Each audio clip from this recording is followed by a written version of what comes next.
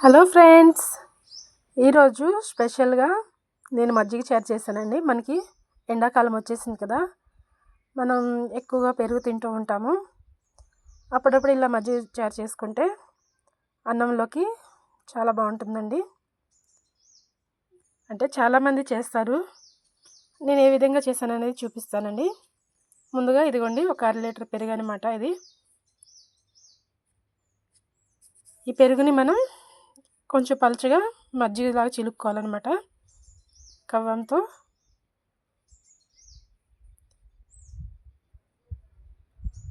లేదంటే మిక్సీలో వేసేసుకున్నా కూడా మనకి మజ్జిగలాగా అయిపోతుంది.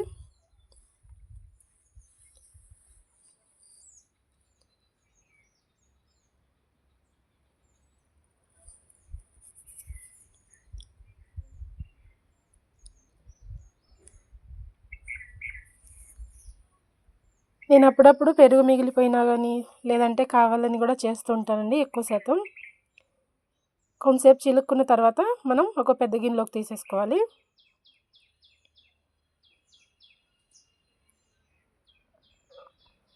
ఈ పెరుగు గిన్నెలోనే కొంచెం నీళ్లు పోసేసుకొని ఆ గిన్నెలోకి పోసేసుకోవాలండి, పెద్ద గిన్నెలోకి.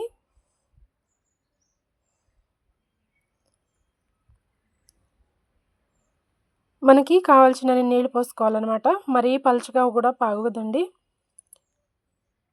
కొంచెం చిక్కగా ఉంటేనే బాగుంటుంది.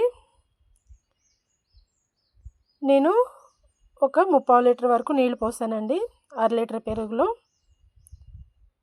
ఇంకోసారి మొత్తం చిలికేసుకోవాలి కవ్వంతో.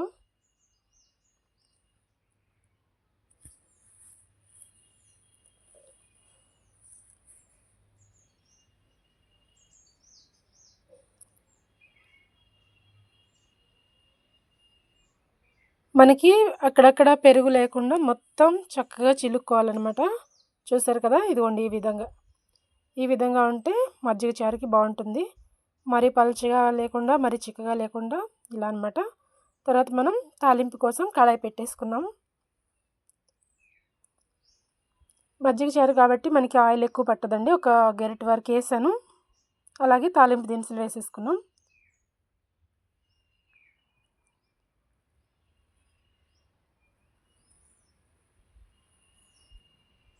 అలాగే ఎండుమిర్చి అండి, మనం తినేదాన్ని బట్టి ఎండుమిర్చి వేసుకోవాలి. కారం ఎక్కువ తినేటట్టయితే ఇంకొన్ని ఎండుమిర్చి వేసుకోవచ్చండి. నేనైతే కొన్ని వేసాను, ఎందుకంటే పచ్చిమిర్చి కూడా వేస్తాం కదా. ఇవి కొంచెం కాలాలి. తాలింపు మాడిపోకుండా మనం సిమ్లోనే పెట్టి చేసుకుంటామండి.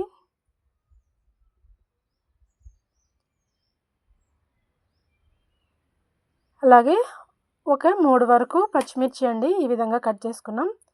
అలాగే 2 ఉల్లిపాయలు, మనం ముక్కలైనా కట్ చేసుకోవచ్చు ఉల్లిపాయలని, లేదంటే ఇలా పొడవుగా చీలికలు కూడా కట్ చేసుకోవచ్చండి. ఇవి కూడా తాలింపులోనే వేసుకొని వేయించుకోవాలి. బాగా వేగాల్సిన అవసరం లేదండి, ఉల్లిపాయలు కాస్త వేగితే సరిపోతుంది. అలాగే చితకొట్టుకున్న ఒక 5-6 వెల్లుల్లి రెమ్మలండి. అలాగే ఒక స్పూన్ పసుపు, చిన్న స్పూన్తో అనమాట. మనం తీసుకునే మజ్జిగను బట్టి వేసుకోవాలి పసుపు. సన్నగా తురుముకున్న అల్లం అండి ఇది. కొంతమంది అల్లం వెల్లుల్లి పేస్ట్ వేస్తారండి, అది అస్సలు బాగోదు.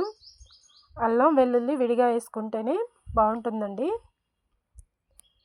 ఈ విధంగా అల్లం వేసేసుకున్నాం కదా, మొత్తం శుభ్రంగా కలిపేసుకోవాలండి.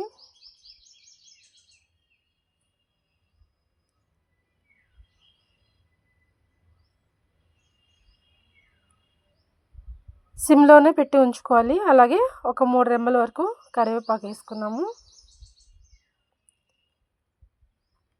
ఇవంతా ఒకసారి కలిపేసుకుందాం.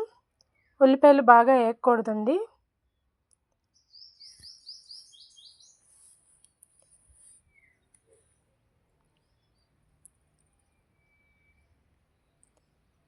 ఇంకా మనకి ఈ విధంగా వేగింది కదా, సరిపోతుందండి.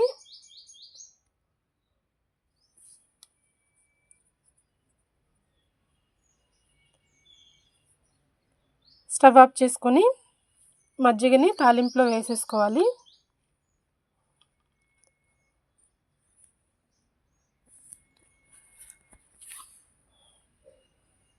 అలాగే సరిపడా ఉప్పు వేసుకోవాలండి. ఇందులో మనకు ఉప్పు చాలకపోతే తర్వాత వేసుకోవచ్చు. సన్నగా తరుక్కున్న కొత్తిమీర కూడా వేసేసాను.